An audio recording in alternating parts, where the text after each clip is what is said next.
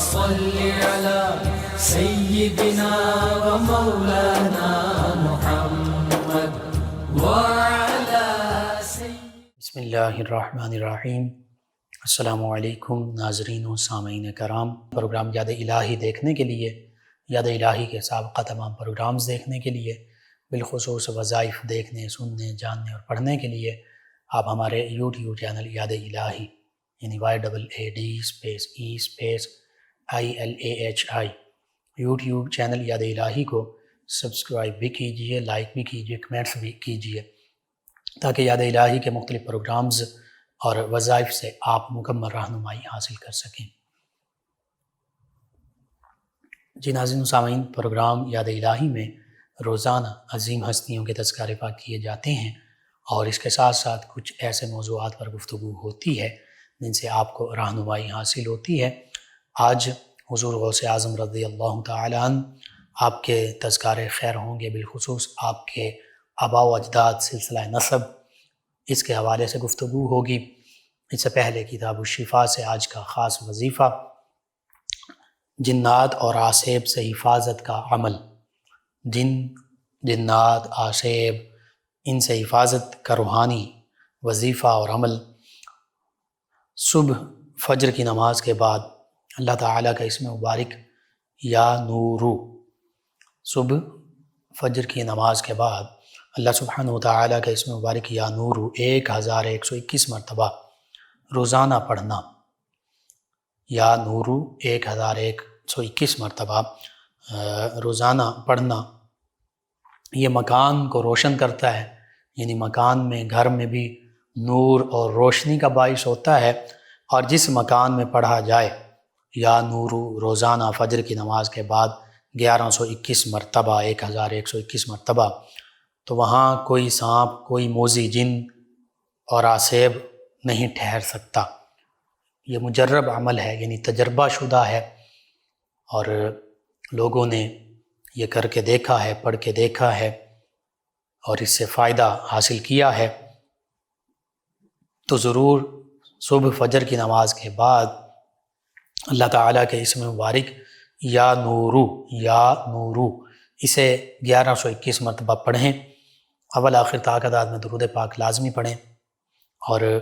انشاءاللہ اس سے ظاہری نور بھی حاصل ہوگا، پڑھنے والے کو بھی، گھر میں بھی، مکان میں بھی، رہنے والوں کو بھی، اور اس کے ساتھ ساتھ جس گھر میں، جس مکان میں، جس جگہ پڑھا جائے گا انشاءاللہ وہ جگہ سانپ، موذی جنات اور آسیب وغیرہ کے شر سے محفوظ رہے گی۔ وہاں سانپ بھی نہیں ٹھہر سکیں گے،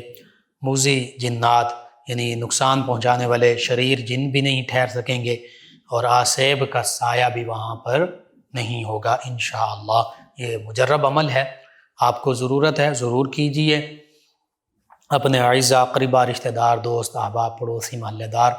امت مسلمہ تک پہنچائیے۔ میرے، آپ کے، ہمارے بتانے سے ہمارے کسی بھی مسلمان بھائی، مسلمان بہن، مسلمان فرد کا فائدہ ہوتا ہے، تو انشاءاللہ یہ ہمارے لیے دین و دنیا آخرت میں بھلائی، فائدے، نجات اور شفا کا باعث ہوگا۔ اللہ سبحانہ وتعالی ہمیں آسانیاں عطا فرمائے، ہمیں آسانیاں بانٹنے والا بنائے، مشکلات سے ہماری حفاظت فرمائے، آمین۔ جی ناظرین و سامعین، حضور غوث اعظم رضی اللہ تعالی عنہ کہ محبوب سبحانی، قطب ربانی، شہباز لامکانی، اور پھر اور بھی آپ کے القابات مبارکہ ہیں، محی الدین، محی الاسلام، اسی طرح قطب الارشاد، فرد الافراد، سید الاسیاد، مصلح البلاد، اور نافع العباد، دافع الفساد، مرجع الاوتاد، غوث الثقلین، غیث الکونین، غیاث الدارین، مغیث الملاوین، امام الفریقین، سیدنا و مولانا الامام ابی محمد عبد القادر الجیلانی الحسنی والحسینی۔ یہ آخر میں آپ کا اسم مبارکہ ہے، اور ساتھ آپ کے القابات مبارکہ ہیں۔ چند ایک القاب جن کا ذکر مختلف علماء، مشائخ، صلحاء، اولیاء اور عرفاء نے کیا، ان میں سے چند ایک کا میں نے ذکر کیا۔ اس میں گرامی آپ کا عبد القادر ہے، اور اللہ رب العزت کی قدرت جو ہے وہ اللہ کے اسم مبارک قادرن سے ظاہر ہے۔ عبد القادر میں اللہ تعالی نے اپنی قدرتوں کا جو عطائی طور پر مظہر بنایا، وہ عبد القادر اس نامی اس میں گرامی سے ظاہر ہو رہا ہے۔ ابو محمد یہ آپ کی کنیت ہے، اور مشہور جو القابات ہیں، چند ایک القابات کا میں نے ذکر کیا، ان میں بھی مشہور محی الدین آپ کا لقب ہے، محبوب سبحانی، غوث الثقالین، غوث الاعظم رضی اللہ تعالی عنہ۔ 470 ہجری قصبہ جیلان جو کہ ایران کا حصہ تھا، جس کو گیلان بھی کہتے ہیں، یہاں پر آپ کی ولادت باسعادت ہوئی، اور پھر آپ کے سلسلہ نسب کا بھی ذکر ہوگا۔ اولیاء اللہ کا اگر ذکر کیا جائے، چونکہ آپ سید الاولیاء ہیں، اولیاء کاملین صالحین کے سردار ہیں، اور مختلف سلاسل طریقت کے اولیاء کاملین صالحین نے آپ کی سیادت، آپ کی قیادت اس کو تسلیم کیا، آپ کی بارگاہ میں مختلف طریقے سے ہدیہ عقیدت پیش کیا۔ اولیاء کاملین صالحین، اور یہ لفظ اولیاء اور ولی یہ قرآن مجید فرقان حمید میں بھی استعمال ہوا ہے، موجود ہے، اور اولیاء اللہ ہی کے حوالے سے ولی کہتے ہیں دوست، مددگار، قریبی اور محبت کرنے والا۔ تو اب ولی کی جمع ہے اولیاء، بہت سے ولی۔ اللہ رب العزت نے سورہ یونس میں یوں ارشاد فرما دیا، الا خبردار، سن لو، جان لو، انا بے شک، اولیاء اللہ، جو اولیاء اللہ ہیں، جو اللہ کے دوست ہیں، جو اللہ کے مقرب بندے ہیں، اللہ کے محبوب بندے ہیں، اللہ سے محبت رکھنے والے ہیں، اللہ جن سے محبت فرمانے والا ہے، فرمایا لا خوف علیہم، ان پر کوئی خوف نہیں، انہیں کسی قسم کا کوئی خوف نہیں، ولا هم یحزنون، اور یہ غم زدہ بھی نہیں، یہ غمگین بھی نہیں ہوں گے۔ مختصر سی اس کی تفسیر، اس کی تشریح جو علماء مفسرین نے فرمائی کہ اس آیہ مبارکہ میں اللہ تعالیٰ نے اپنے تمام مقرب بندوں، اپنے تمام اولیاء، اپنے تمام دوستوں کا ذکر فرمایا، ان کی شان بیان فرمائی، اور تنبیہ کے ساتھ فرمائی، الا سن لو، جان لو، غور کرو، خبردار، اور پھر تاکید کے ساتھ انا بے شک، انہیں اس میں کوئی شک نہیں ہے، بلا شک و شبہ، غور سے یہ بات سنو، غور اس بات کو جان لو کہ جو اولیاء اللہ ہیں ان کی یہ شان ہے کہ انہیں کوئی خوف نہیں، وہ غمگین نہیں ہوں گے۔ اب اولیاء اللہ کون ہیں، اس سے اگلی آیت مبارکہ میں اس کا بھی ذکر فرما دیا، اور پھر خوف کیسا نہیں ان پر، لا خوف علیہم۔ آج ہم دیکھتے ہیں کہ ہر بندہ کسی نہ کسی خوف کا شکار ہے، کسی کو موت کا خوف ہے، کسی کو اگر دولت زیادہ ہے تو دولت کے ختم ہونے، چھین جانے کا خوف ہے، مختلف خوف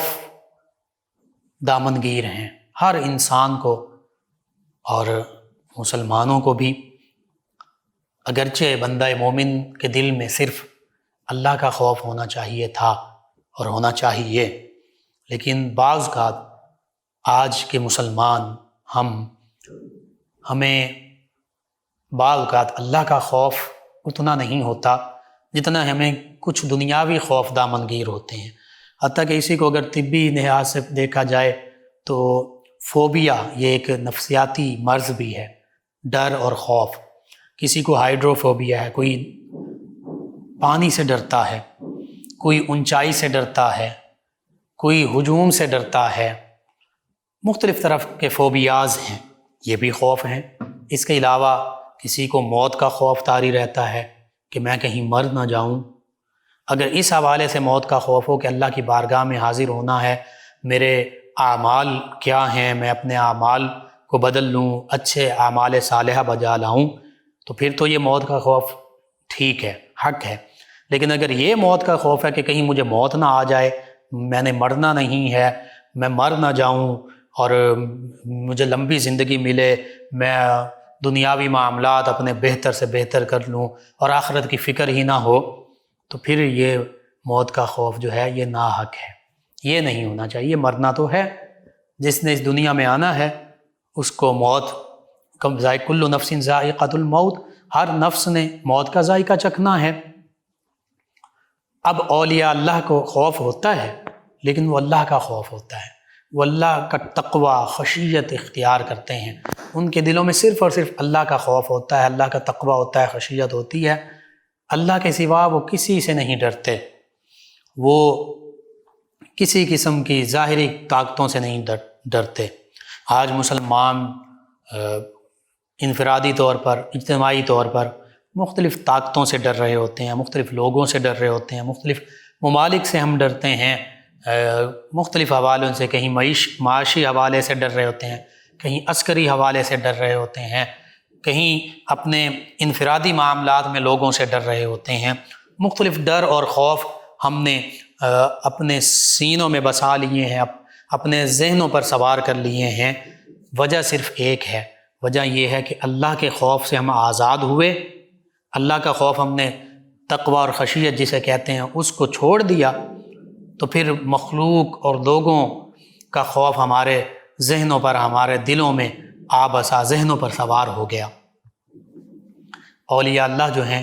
انہیں صرف اللہ کا تقوی، اللہ کی خشیت، اللہ کا خوف ہوتا ہے، اس خوف کی وجہ سے باقی سب خوف ان سے دور ہو جاتے ہیں، پھر یہ کسی اور سے نہیں ڈرتے۔ اور حقیقت ہے جو اللہ سے ڈرتا ہے وہ کسی اور چیز سے نہیں ڈرتا،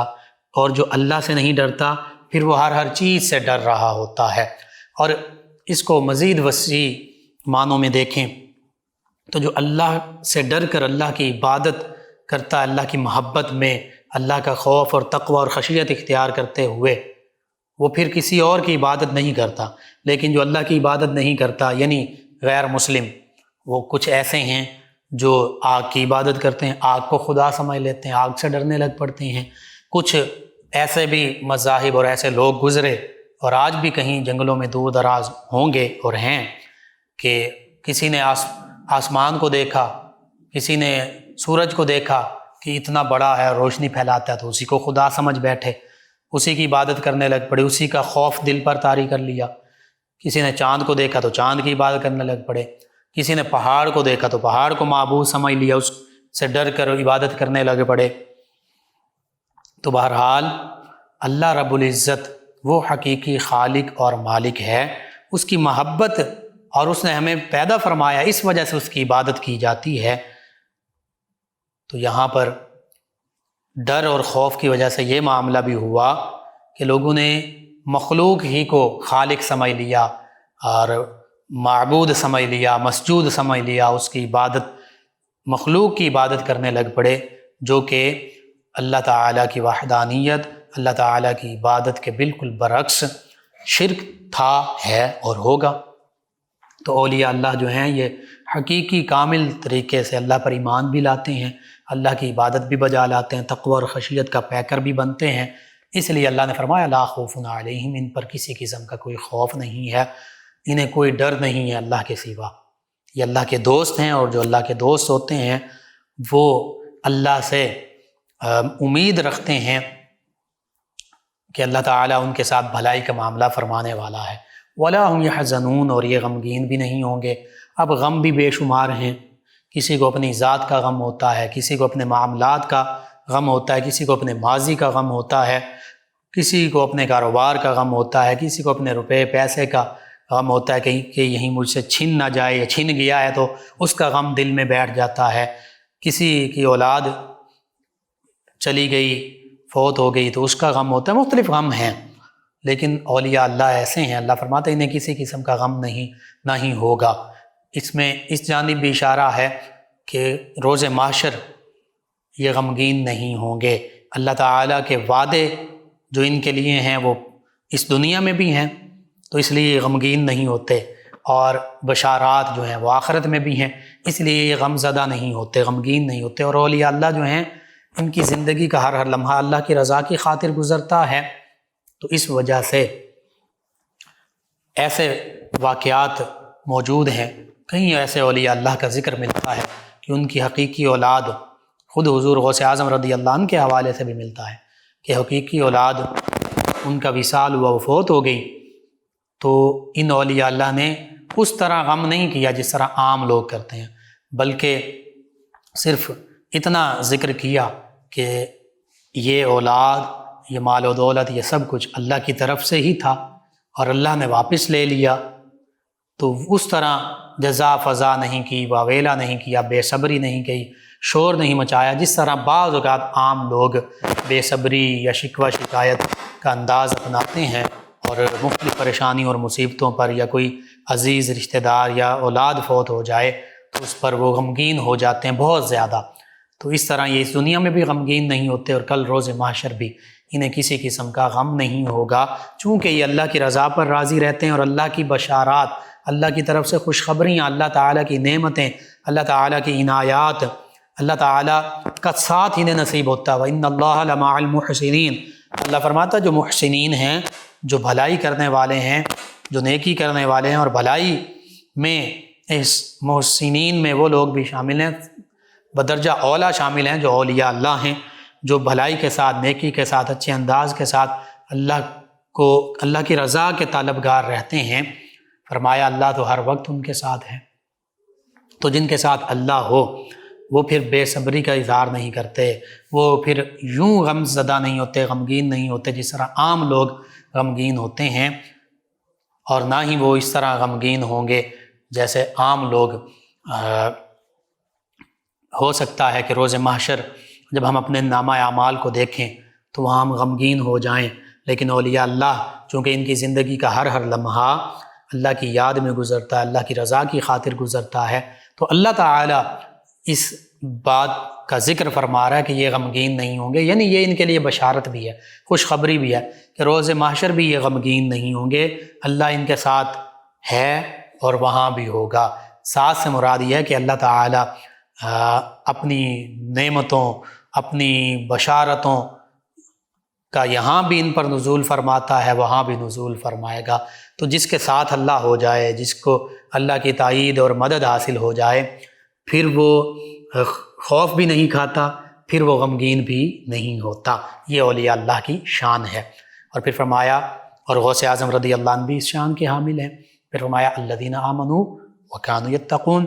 اولیاء اللہ کون ہیں؟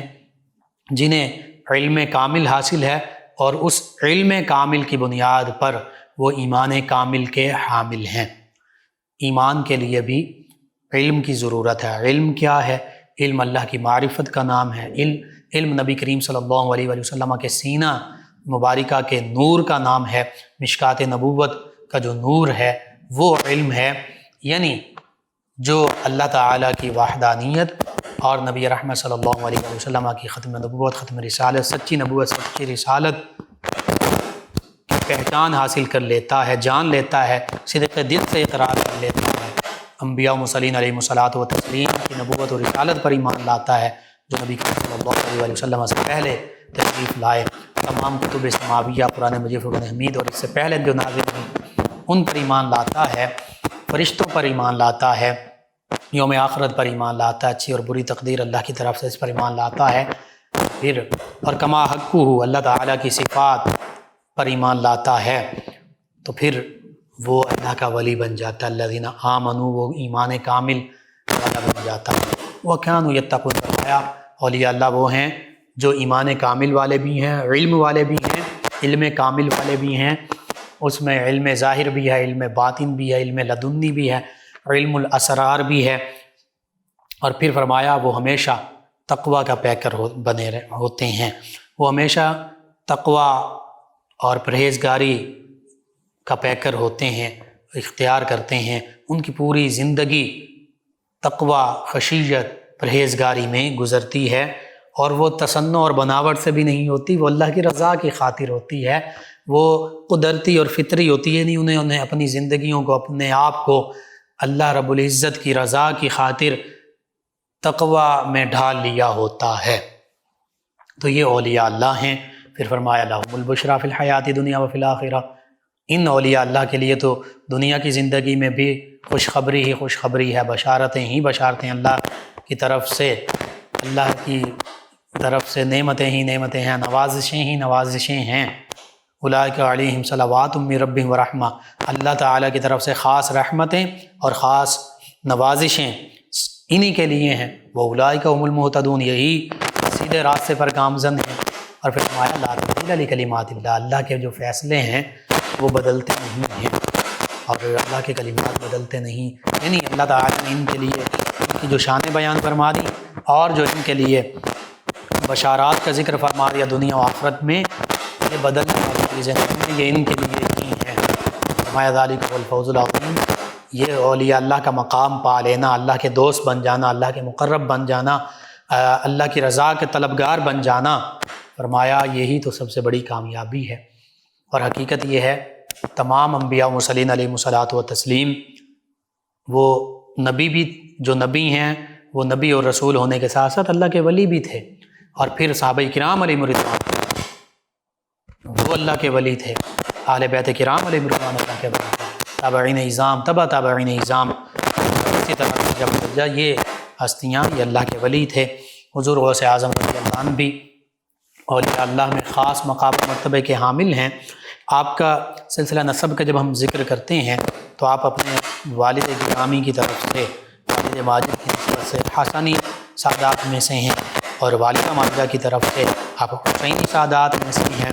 آپ کے آباء و اجداد کا جب تذکرہ ہوتا ہے تو والد گرامی کی طرف سے آپ کا سلسلہ نسب یوں ہے،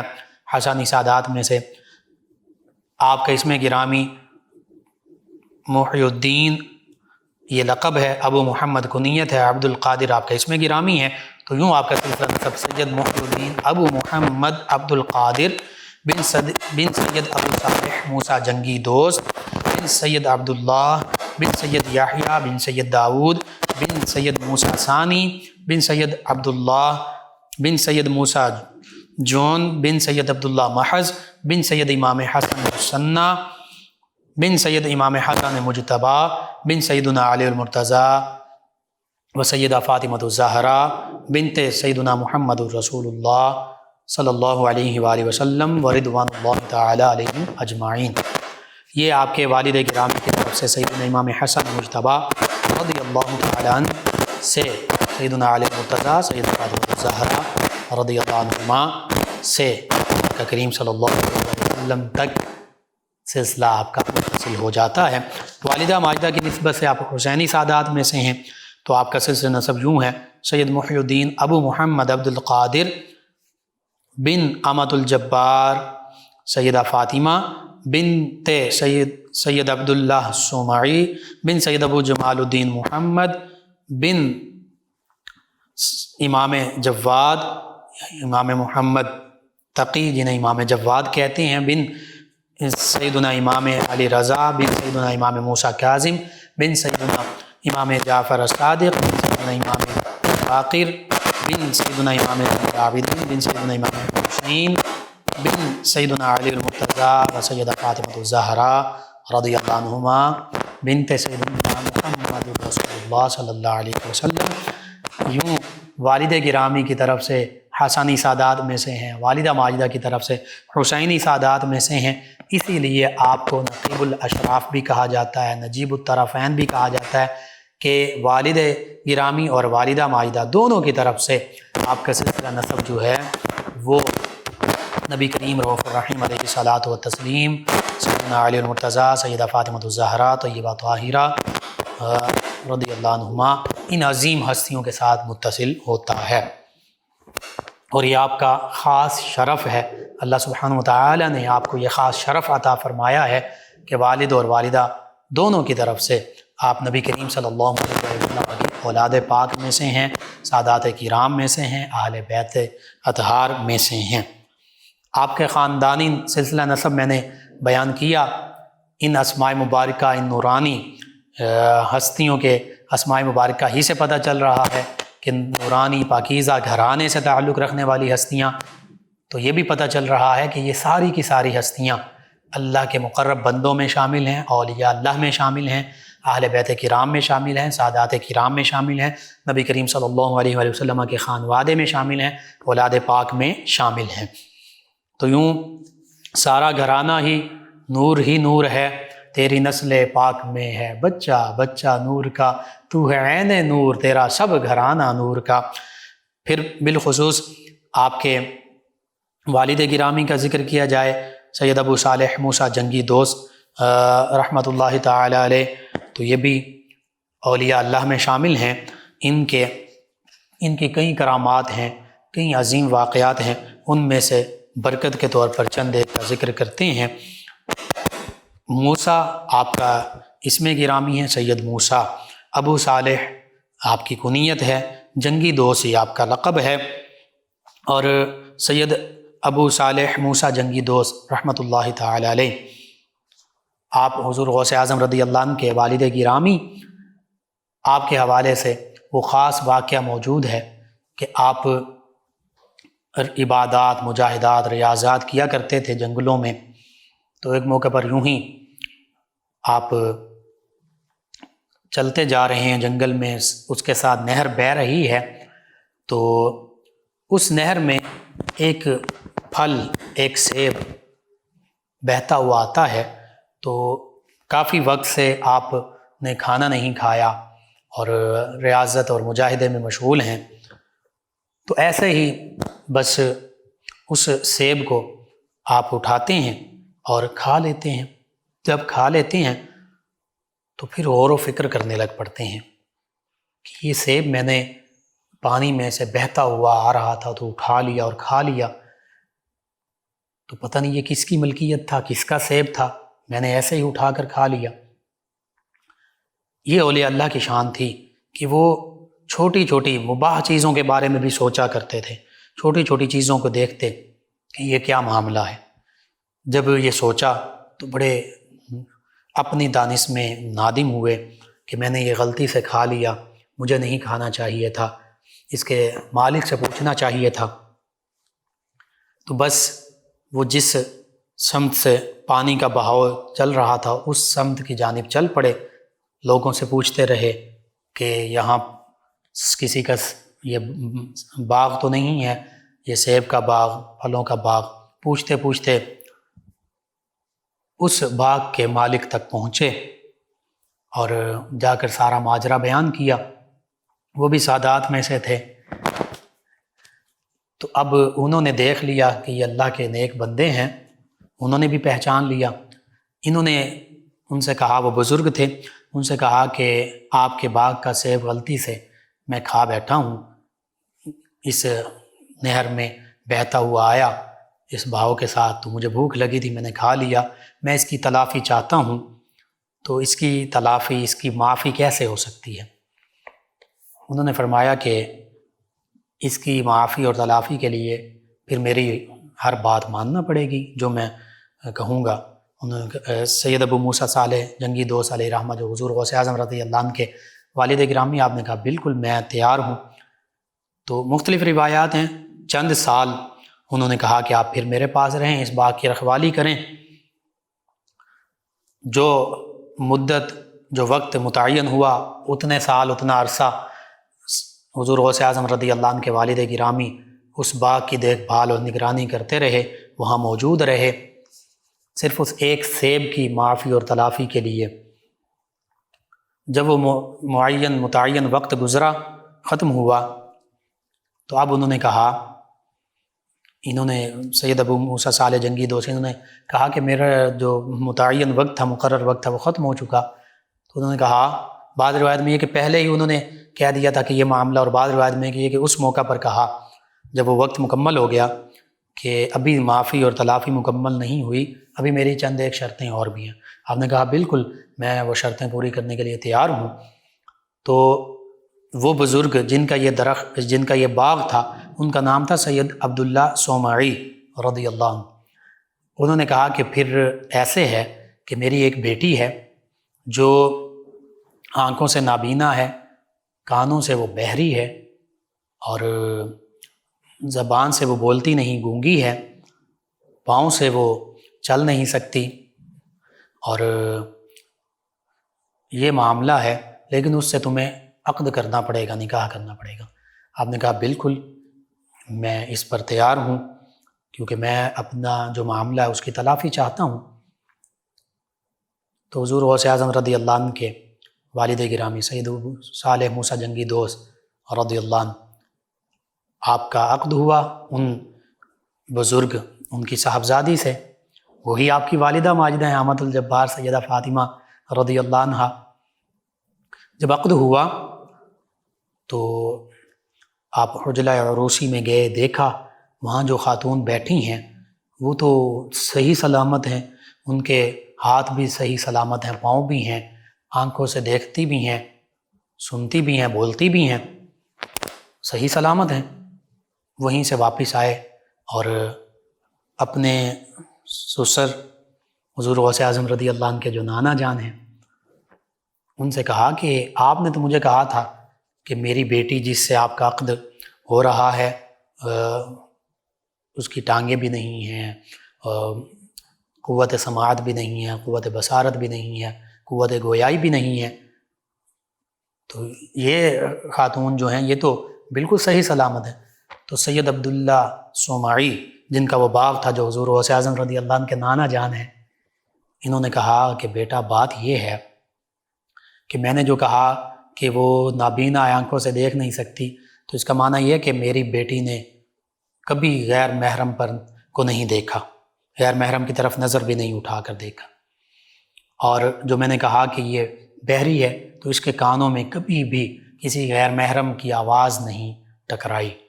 اس نے کسی غیر محرم کی آواز تک نہیں سنی، اور جو میں نے کہا کہ یہ بول نہیں سکتی تو اس سے مراد یہ تھی کہ اس نے کبھی کسی غیر محرم کے ساتھ گفتگو نہیں کی، بات نہیں کی۔ اور اسی طرح چلنے والا معاملہ جو میں نے کہا کہ چل نہیں سکتی، تو وہ یہ تھا کہ کبھی بھی کسی معصیت کی طرف یہ چل کر نہیں گئی۔ اللہ اکبر! یہ سادات حسینی کی شہزادی سیدہ فاطمہ احمد الجبار سیدہ فاطمہ رضی اللہ عنہ، جو حضور غوث اعظم رضی اللہ عنہ کی والدہ ماجدہ ہیں۔ تو یوں حضور غوث اعظم رضی اللہ عنہ کا یہ سلسلہ نسب ہے۔ والد گرامی ایک سیب کی تلافی کے لیے یہ ساری مشکلات اور سارے معاملات برداشت کیے، اور والدہ ماجدہ وہ ہیں کہ جن کے والد گرامی سید عبداللہ صومعی رضی اللہ عنہ خود گواہی دے رہے ہیں کہ میری بیٹی ایسی ہیں کہ جنہوں نے کبھی کوئی غیر شرعی عمل نہیں کیا، نہ ہاتھ کے ساتھ، نہ زبان کے ساتھ، نہ آنکھوں کے ساتھ، نہ قدموں کے ساتھ۔ تو پھر پیدا ہونے والے صاحبزادے جن کی ولادت باسعادت ہوئی، حضور غوث اعظم رضی اللہ عنہ کا مقام و مرتبہ یہی ہوگا جس کا ذکر علماء، فقہاء، اولیاء، صلحاء صدیوں سے کرتے آ رہے ہیں، کر رہے ہیں اور کرتے چلے جائیں گے۔ اسی طرح سید ابو صالح موسیٰ جنگی دوست، آپ کا یہ جو لقب ہے جنگی دوست، اس کے حوالے سے یہ ملتا ہے کہ آپ جہاد کے بھی شوقین تھے، مجاہدہ، ظاہری مجاہدہ جسے جہاد اکبر کہا گیا، یہ بھی آپ فرماتے تھے۔ ظاہری جہاد اور باطنی جہاد، مجاہدہ سبھی آپ کرتے تھے، اس وجہ سے جنگی دوست آپ مشہور تھے، اور آپ حکمرانوں تک غیر شرعی حوالے سے انہیں منع کر دیا کرتے تھے، کسی قسم کی مصلحت بالائے طاق نہیں رکھتے تھے، مصلحت آڑے آنے نہیں دیتے تھے۔ یہ آپ کی وجہ تھی۔ ریاضات، مجاہدات، اس میں بھی آگے، جو جہاد ہے اس میں بھی آگے، اور امر بالمعروف نہی عن المنکر اس میں بھی آگے۔ اس حوالے سے یہ واقعہ موجود ہے کہ ایک دن آپ جامع مسجد کی طرف جا رہے تھے کہ حکمران وقت، اس کے چند ملازم جو ہیں وہ شراب کے مٹکے سروں پر اٹھائے جا رہے تھے۔ یہ اب اموی حکمرانوں کے بعد عباسی حکمرانوں کا دور ہے، اور عباسی حکمرانوں میں سے کچھ ایسے بھی گزرے کہ جو شراب اور ان حرام کاموں میں بعض اوقات پڑ جاتے تھے۔ تو آپ نے جب ان کی طرف دیکھا تو غصے سے ان مٹکوں کو توڑ دیا، اور آپ کی بزرگی کی وجہ سے ملازم جو آپ کے سامنے تو کچھ نہیں بول سکے، لیکن جب خلیفہ وقت، حکمران وقت کے سامنے پہنچے تو انہوں نے اس سارے واقعہ کو بیان کر دیا، اور آپ کے خلاف حکمران وقت کو ابھارا، اس حکمران وقت نے آپ کو طلب کیا تو آپ اس کے پاس جب تشریف لے گئے تو اس نے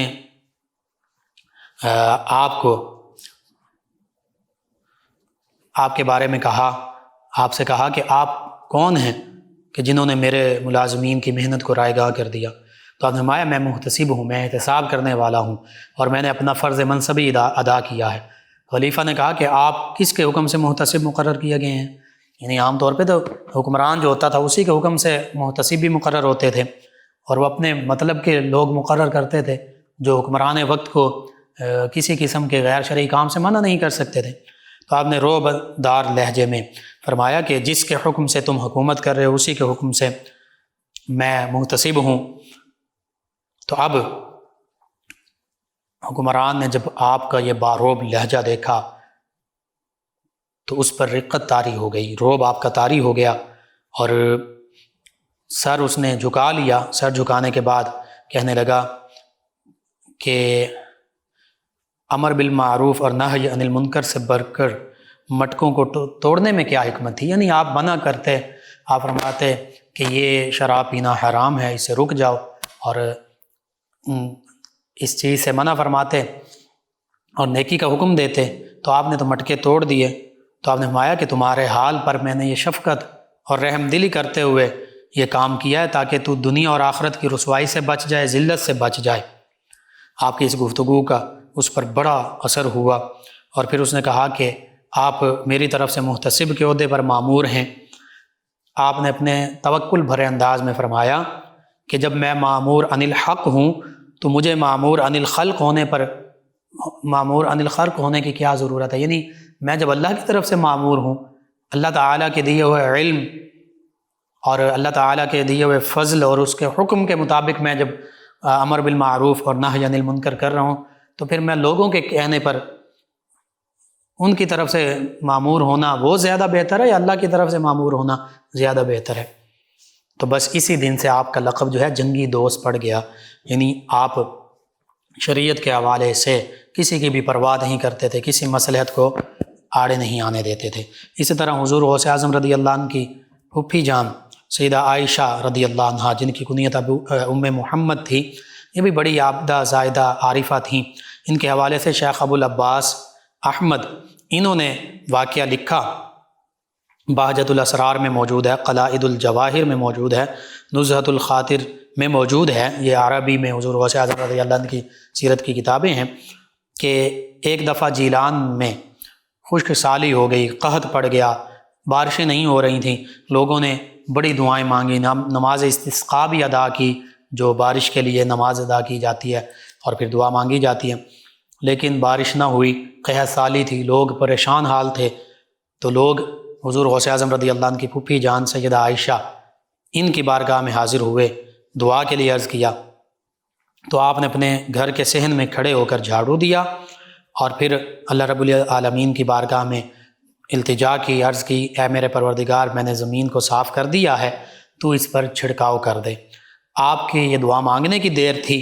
اللہ کی بارگاہ میں التجا کرنے کی دیر تھی کہ آسمان سے موسلا دھار بارش شروع ہو گئی اور لوگ بارش میں بھیگتے ہوئے اپنے گھروں کو واپس گئے۔ اسی طرح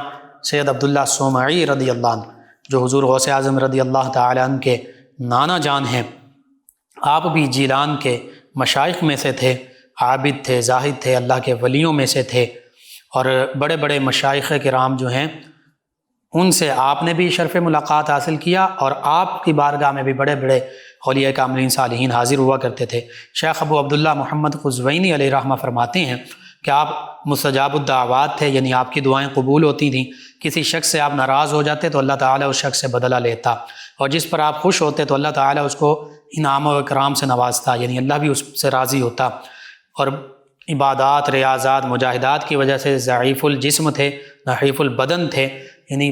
بالکل پتلے جسم کے تھے، اور اس کے باوجود آپ کثیر تعداد میں نوافل بھی ادا کرتے تھے، ذکر و اذکار میں بھی مصروف رہتے تھے۔ اور آپ کے حوالے سے ملتا ہے کہ کانا یخبر بالامر قبل وقوعہ فیقع کما یخبر، کہ آپ کو کشف ایسا حاصل تھا کہ اکثر جو واقعات واقع ہونے ہوتے تھے ان کی پہلے سے آپ خبر دے دیا کرتے تھے، اور جس طرح آپ لوگوں کو بتاتے تھے اس واقعے کے رونما ہونے کی اطلاع دیتے تھے، اسی طرح وہ واقعات وقوع پذیر ہوتے تھے۔ یہ سفینۃ الاولیاء میں بھی اس کا ذکر موجود، نفخات الانس میں بھی موجود، قلائد الجواہر میں موجود، بہجۃ الاسرار میں موجود۔ اسی طرح آپ کے حوالے سے آپ کی ایک کرامت کا ذکر ملتا ہے۔ اس کرامت کو بھی شیخ ابو عبداللہ قزوینی علیہ رحمہ نے نقل کیا، فرماتے ہیں کہ ہمارے بعض احباب ایک قافلے کے ہمراہ سمرقند کی جانب تجارت کا مال لے کر گئے۔ جب وہ صحرا میں پہنچے تو ڈاکوؤں نے ان پر حملہ کر دیا، ڈاکوؤں کو ایک گروہ نے حملہ کیا، اور قافلہ والوں کا بیان ہے کہ ہم نے اس مشکل کے وقت شیخ سید عبداللہ صومعی علیہ رحمہ آپ کو اپنا وسیلہ بنایا، تو ہم نے دیکھا کہ ہوا قائم بیننا ونادى سبوح قدوس ربنا اللہ تفرقی یا خلیل عنا، کہ آپ ہمارے درمیان تشریف فرما ہیں، ہمارے درمیان موجود ہیں، اور یہ پڑھ رہے ہیں سبوح قدوس ربنا اللہ تفرقی یا خلیل عنا، اللہ تعالیٰ کی تسبیح بیان کر رہے ہیں، تقدیس بیان کر رہے ہیں، اللہ تعالیٰ سے مدد طلب کر رہے ہیں۔ تو فرماتے ہیں کہ جب آپ نے یہ پڑھا تو آپ کا یہ پڑھنا تھا کہ تمام ڈاکو جو سوار تھے وہ منتشر ہو کر کچھ پہاڑوں کی چوٹیوں کی طرف چلے گئے، کچھ جنگل کی طرف بھاگ گئے، اور فرماتے ہیں کہ ہم ان ڈاکوؤں سے، وہ قافلوں والوں کا بیان کہ ہم ان ڈاکوؤں سے محفوظ رہے۔ یہ شیخ ابو عبداللہ قزوینی نے یہ واقعہ نقل کیا، اور کہتے ہیں کہ ان قافلہ والوں نے کہا کہ بعد میں ہم نے آپ رضی اللہ عنہ، سید عبداللہ صومعی رضی اللہ عنہ کو ہر چند تلاش کیا، ہر جگہ تلاش کیا، لیکن آپ کو نہیں پایا۔ لیکن جب ہم واپس جیلان آئے تو ہم نے یہ ڈاکوؤں والا واقعہ بیان کیا، تو ان لوگوں نے حلفاً کہا کہ ما غاب شیخ رضی اللہ عنہ، کہ ہم نے بھی اسی وقت، جس وقت کا تو واقعہ بیان کر رہے ہو، جس دن کا، جس وقت کا، شیخ کو اس اثناء میں شیخ جو ہیں وہ غائب نہیں ہوئے، یہاں موجود تھے، غائب نہیں پایا۔ یعنی اللہ تعالیٰ نے یہ جیسے فرشتوں کے ذمے بعض ڈیوٹی ہیں، سیدنا خضر علیہ السلام کے ذمے ہیں، اس طرح بعض اوقات اللہ تعالیٰ اپنے اولیاء کے ذمے بھی یہ ڈیوٹیاں لگائی ہوئی ہیں، وہ لوگوں کی مدد کرتے ہیں۔ اسی لیے تو حدیث مبارکہ میں یا عباد اللہ اعینونی، اور کہیں موجودہ یا عباد اللہ اغیثونی، کہ اگر تم، اس کا پس منظر یہ ہے اس حدیث مبارکہ کا کہ اگر مسلمان بندہ مومن کہیں سفر میں، جیسے پہلے قافلے ہوتے تھے، جا رہے ہوں اور وہاں کوئی ایسا پریشانی کا معاملہ پیش آئے، تو نبی کریم صلی اللہ علیہ وسلم نے فرمایا کہ تم یوں پکارو یا عباد اللہ اعینونی، اللہ کے خاص بندو ہماری مدد کرو، یا عباد اللہ اغیثونی، اے اللہ کے بندو، خاص بندو ہماری فریاد کو پہنچو۔ تو یہی معاملہ یہاں پر بھی پیش آیا، اور یہ حسن حسین میں یہ اور دیگر حدیث کی کتابوں میں مفسرین، محدثین اور پہلے دور کے علماء، فقہاء، مفسرین، محدثین نے اس حدیث کو بھی کوڈ کیا ہے، موجود ہیں یہ۔ بہرحال یہ حضور غوث اعظم رضی اللہ تعالیٰ عنہ آپ کے آباء و اجداد میں سے چند ایک کا ذکر پاک، ان کی شان، ان کا ولایت کا مقام و مرتبہ۔ تو حضور غوث اعظم رضی اللہ عنہ ان عظیم ہستیوں کی اولاد پاک میں سے ہیں۔ اللہ سبحانہ و تعالیٰ سے دعا ہے اللہ تعالیٰ ہمیں بھی ان تمام ہستیوں کے ساتھ محبت رکھنے کی توفیق عطا فرمائے، ان کے نقش قدم پر، ان کی تعلیمات پر چلنے والا بنائے، آمین۔ اور ان کے تصدق سے اللہ تعالیٰ عالم اسلام کو سربلندی عطا فرمائے، آمین۔ اللہم صلی علی سیدنا و مولانا محمد وعلی سیدنا۔ آپ سماعت فرما رہے ہیں پروگرام یاد الہی، ناظرین و سامعین اس دوران ہمیں جوائن کیا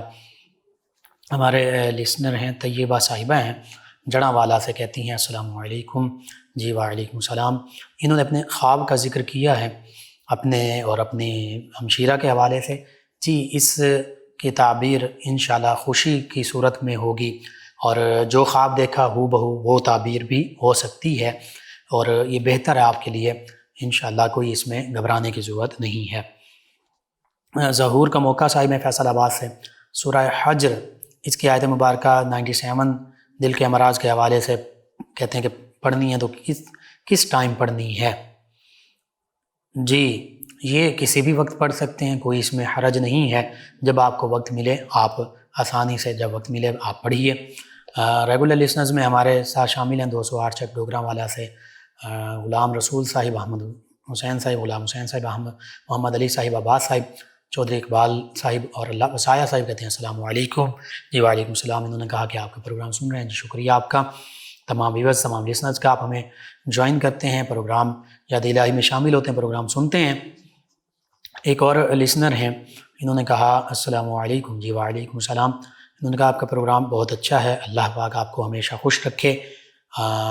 آمین۔ اللہ تعالیٰ آپ کو، تمام امت مسلمہ کو دین و دنیا آخرت کی بھلائیاں عطا فرمائے۔ انہوں نے کہا کہ مسجد اقصیٰ پر یہودیوں نے قبضہ کیوں کیا ہوا ہے؟ جی مسجد اقصیٰ، اس کی تعمیر سیدنا داؤد اور پھر بالخصوص سیدنا سلیمان علیہ السلام نے فرمائی تھی، اور سیدنا سلیمان علیہ السلام یہ بنی اسرائیل کے انبیاء کرام علیہ السلام میں سے ہیں، تو سیدنا موسیٰ علیہ السلام بھی بنی اسرائیل کے انبیاء کرام علیہ السلام میں سے ہیں۔ تو اب یہودی جو ہیں، ان میں سے یہ لوگ یہودا، وہ بھی سیدنا اسحاق علیہ السلام کے اولاد میں سے ایک شخص تھا، اس کے نام سے پھر یہودی بنے۔ تو یہودی جو ہیں ان انبیاء کرام علیہ السلام کے ساتھ اپنی نسبت کی وجہ سے، اور یہودیوں کا قبلہ جو تھا وہ بھی مسجد اقصیٰ، تو اس وجہ سے یہ ان کے لیے بھی متبرک مقام ہے۔ بالخصوص یہاں پہ دیوار گریہ بھی ہے، جس کو یہ اپنے طور پر سیدنا داؤد علیہ السلام سے منسوب کرتے ہیں۔ اسی طرح سیدنا عیسیٰ علیہ السلام، آپ بھی بنی اسرائیل کے نبی ہیں، تو آپ کا قبلہ بھی مسجد اقصیٰ تھا۔ ہم مسلمانوں کا پہلا قبلہ وہ بھی مسجد اقصیٰ تھا۔ تو یہودی عیسائی ان کے لیے بھی یہ بھی سمجھتے ہیں کہ یہ ہمارے لیے مقدس مقام ہے، اور مسلمانوں کا تو قبلہ اول ہے، تو سبھی کے لیے مقدس مقام ہے۔ تو پھر اس وجہ سے انہوں نے سیدنا عمر فاروق اعظم رضی اللہ عنہ کے عہد مبارکہ میں اسلام کو فتح حاصل ہوئی، اور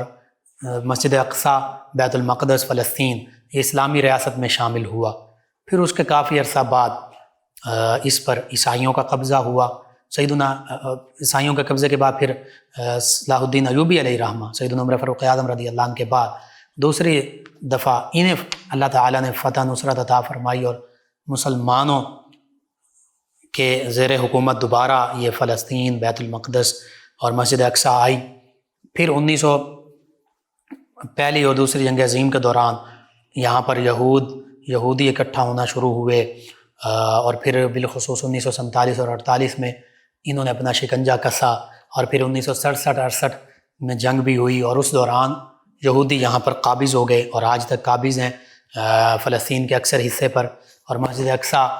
کے ارد گرد مسلمان بھی رہتے ہیں، لیکن مسجد اقصیٰ پر ان کا قبضہ بھی برقرار ہے۔ بعض اوقات وہ جمعہ اور عیدین یا نمازوں کے موقع پر مسلمانوں کو زخمی بھی کر دیتے ہیں، شہید بھی کر دیتے ہیں۔ تو حقیقت میں اسلامی ریاست میں شامل تھا سیدنا عمر فاروق اعظم رضی اللہ عنہ کے عہد مبارکہ میں، اور اس وقت بھی بغیر خون بہائے یہ اسلامی ریاست میں شامل ہوا تھا فلسطین، مسجد اقصیٰ۔ اور پھر صلاح الدین ایوبی علیہ رحمہ کے دور میں بھی بغیر، اسی طرح یہاں تک کہا گیا بغیر خون بہائے کہ عیسائی اور یہودی جو اپنے ساتھ سونا چاندی جو کچھ لے جانا چاہیں لے جائیں۔ مسلمانوں کے اس دور میں یہاں داخلے پر پابندی تھی، لیکن جب مسلمانوں کی حکومت رہی، عیسائی اور یہودیوں کو یہاں داخلے پر پابندی نہیں کی گئی۔ وہ آ بھی سکتے تھے، یہاں رہتے بھی تھے، اور آزادی کے ساتھ اپنے مذہب کے مطابق رسومات بھی ادا کرتے تھے۔ لیکن جب یہودیوں اور عیسائیوں کا معاملہ ہوا تو وہ مسلمانوں پر پابندیاں لگاتے تھے، مسلمانوں کے خلاف لڑنے کا بھی معاملہ ہوا۔ تو بہرحال مختصراً یہ کہ یہ بھی اپنے حوالے سے یہ سمجھتے ہیں کہ یہ ہمارے کچھ متبرک مقامات ہیں، تو اس وجہ سے یہودیوں نے یہاں پر قبضہ کیا ہوا ہے۔ اور پھر یہودیوں کی تعلیمات جو ہیں، جو انہوں نے تحریف کی ہوئی ہے، عیسائیوں کی جو تعلیمات ہے جو تحریف ہو چکی ہے، اس کے مطابق یہودی جو ہیں وہ دجال کو مسیح الدجال کہتے ہیں، وہ اس کو اپنا مسیحا کہتے ہیں۔ اور سیدنا عیسیٰ علیہ السلام، ان کا نام نامی اس میں گرامی مسیح ہے، اصل مسیح آپ ہیں، آپ قرب قیامت کے قریب تشریف لائیں گے، اور نبی کریم صلی اللہ علیہ وسلم کے امتی بن کر سیدنا امام مہدی رضی اللہ عنہ ان کے پیچھے نماز بھی پڑھیں گے، مسلمانوں کے ساتھ مل کر مسلمانوں کی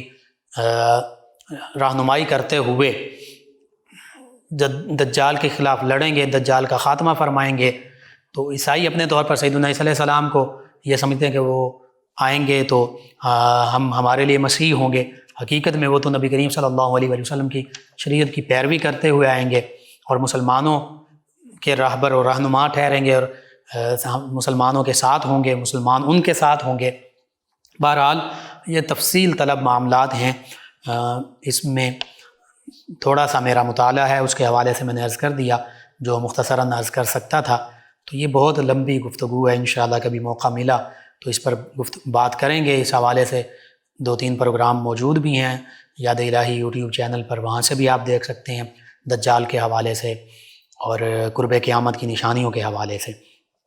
ان کے علاوہ میں جوائن کیا ایک اور ہمارے لسنر ہیں، ایک اور ہماری لسنر ہیں نور العین صاحبہ، کہتی ہیں سلام جی، وعلیکم السلام، کہتی ہیں کہ کیسے ہیں بھائی آپ؟ جی الحمدللہ، پروگرام کے حوالے سے کہا کہ پروگرام بہت اچھا ہے، ہم ڈیلی سنتے ہیں۔ انہوں نے اپنے خواب کا ذکر کیا سمندر اور پانی کا، جی انشاءاللہ یہ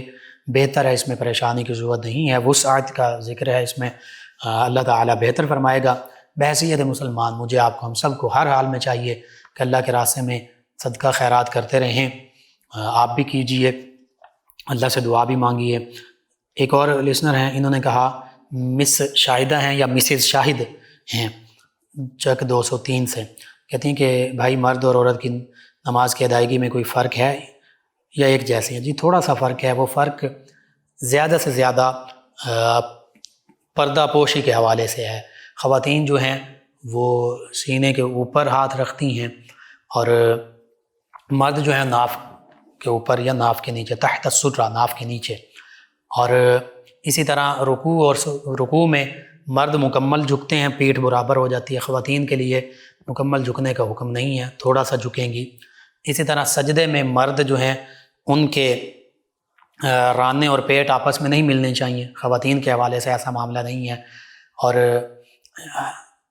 یہ چند ایک فرق ہیں، انشاءاللہ پہلے بھی میں نے اس حوالے سے عرض کیا تھا، پھر کبھی موقع ملا تو اس حوالے سے تفصیل کے ساتھ میں بیان کر دوں گا۔ ان کے علاوہ ہمیں جوائن کیا، نماز کی کتابوں میں بھی اس حوالے سے تفصیل ملتی ہے۔ شازیہ صاحبہ ہیں نشاط آباد سے، کہتے ہیں السلام علیکم بھائی، آپ بہت اچھی بات کرتے ہیں۔ اور جی وعلیکم السلام، شکریہ آپ کا۔ کہتی ہیں کہ